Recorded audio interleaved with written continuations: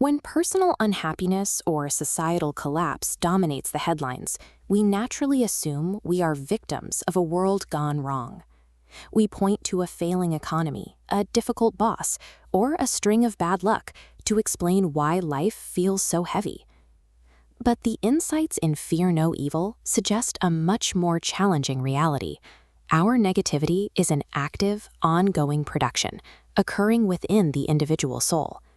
We navigate our daily lives under an invisible weight, a dark shadow of our own making that colors every interaction and choice. Breaking free requires realizing that we are currently clutching the very ropes that tether us to this burden. Every collective ill in society is the final result of this internal, subconscious process of negative creation. Transformation begins with step 1, the painstaking observation of your own negative attitudes, looking at them clearly without the urge to immediately look away or find an excuse. This raises a difficult question. If we claim to hate our suffering, why do we find it so agonizing to simply let go of the patterns that cause it? Step 2 reveals the friction. Humans derive an unconscious pleasure and fascination from their negative attitudes, a secret satisfaction that makes us unwilling to relinquish our pain.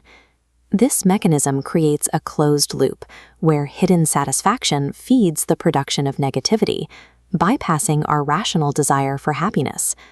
This cycle protects itself behind a defensive wall of idealized self-images, ensuring the core pleasure remains hidden. We often adopt a role, a mask of melancholy or tragic victimhood, that projects the exact opposite of the dark impulses held within.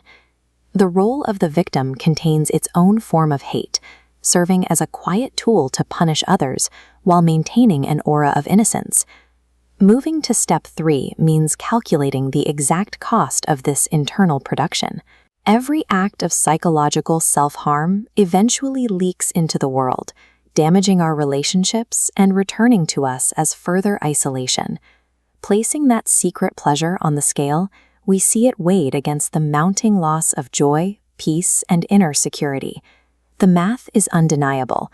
The satisfaction of playing the martyr is crushed by the exorbitant price of a life lived in shadow.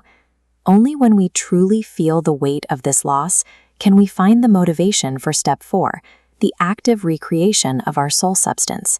This phase requires the deliberate effort of impressing truthful thoughts onto the mind through meditation and prayer, slowly overwriting the old destructive material. Success depends on recognizing our own intent to keep old injuries alive and making the firm choice to abandon that outlook. This purification is an arduous, lifelong process that requires active help and rigorous self-honesty. We cannot use spiritual concepts as an escape.